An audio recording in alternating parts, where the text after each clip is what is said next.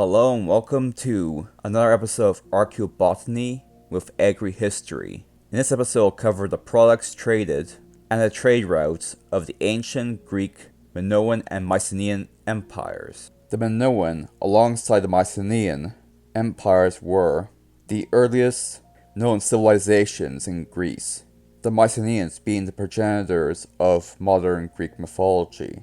One of the earliest known Minoan colonies is a settlement on Castri, a part of the island of Kyphra. This colony has been dated to be older than 2000 BCE.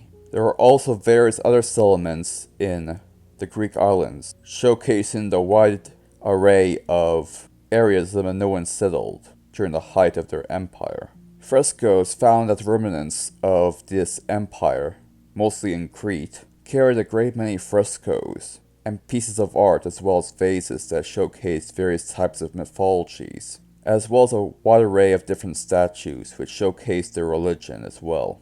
A later genetic study revealed that the Greeks came from Anatolia at least 1,000 years before the Bronze Age in the Mediterranean region. Based on the vases found, large storage vessels in the form of jugs seem to be the primary means that the ancient Minoans stored food. The Palace of Knossos, where King Minos, yes, the same guy from Greek mythology, actually lived, also has a great many frescoes. After the excavation of the Palace of Knossos in 1900, and the deciphering of the different tablets of Minoan language in 1952, many of the trade agreements and what was traded were deciphered.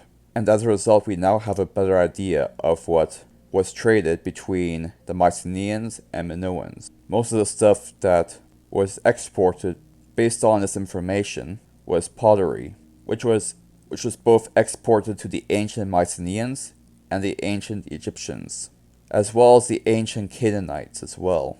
Artists from Egypt and Canaan would also hire Minoan artists to draw different frescoes on their palace walls. Many of the Egyptian ships were also built by Minoans as well, and the Egyptian children were well versed in both Minoan and Egyptian language, both in writing and in speech. The main cause of the Minoan collapse, which ended their empire and allowed them to be conquered by the Mycenaeans, was the Pharaoh eruption, which will be discussed in further detail in another Agri-Reflections episode. But needless to say, this eruption destroyed the entire empire.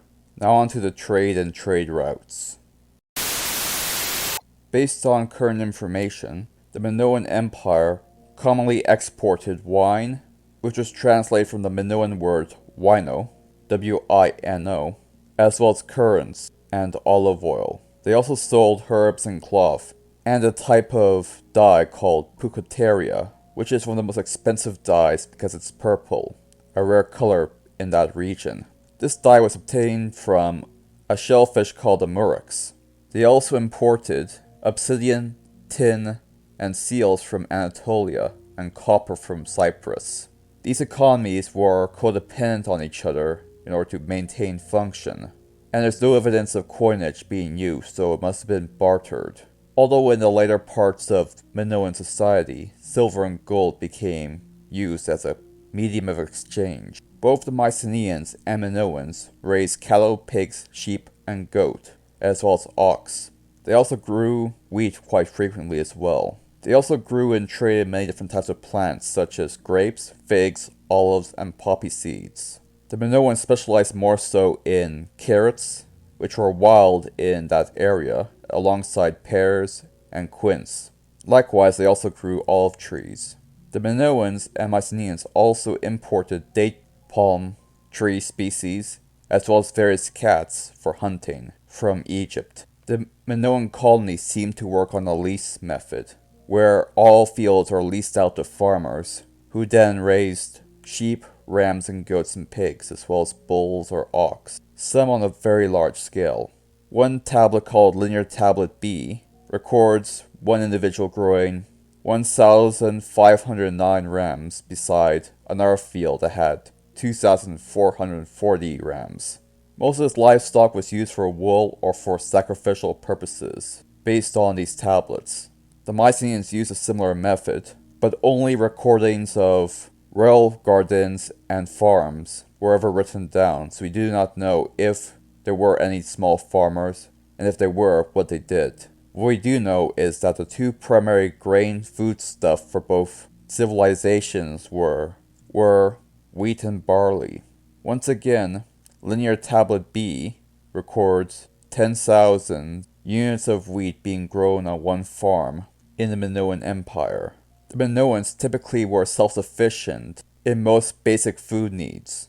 As a result, most of their imports were purely spiritual or luxury goods, or exotic raw materials. This put them in a pretty good trade advantage. In the Bronze Age, there was no economy based on currency, it was all barter.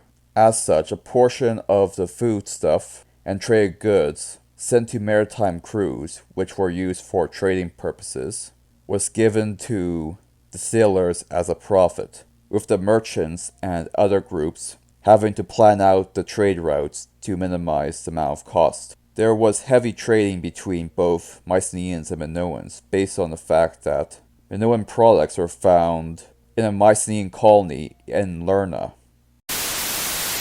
Based on current information and the writings of Pliny, there was a heavy textile industry, and that Minoan saffron was like no other saffron and was used extensively for perfumes and dyes and medicine. So dye trade was very important in ancient Minoan culture, as evidenced with the finding of grinding tools and leftover murex shells in a remnant form in Minoan sites, alongside the famous fresco called the Saffron Gatherers, which showcased how to gather saffron, alongside various pieces of pottery that are decorated with crocus iconography.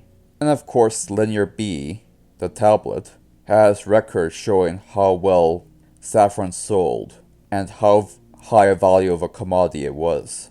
In Minoan areas, they found remnants of frankincense and myrrh, as well as traces of iris species, used in the creation of different types of perfume and scented oils and incense. In 1982, a 3,000-year-old ship was discovered in eastern Turkey, with remnants of ancient cargo, containing a large amount of different late Bronze Age items that could be traced back to various types of civilizations. It contained a wide array of artifacts, which include jewels and raw and finished goods. The cultures that the primordial artifacts could be traced back to include Mycenaean culture, Syro-Palestinian, Cypriot, Egyptian, Kassite, Assyrian, and Nubian. The main cargo seems to be primarily of Cypriot copper, in the form of 354 ingots. There's also various types of resin and seashells, and many other types of items. The crew members are believed to be Canaanite, Cypriot, and Mycenaean in nature.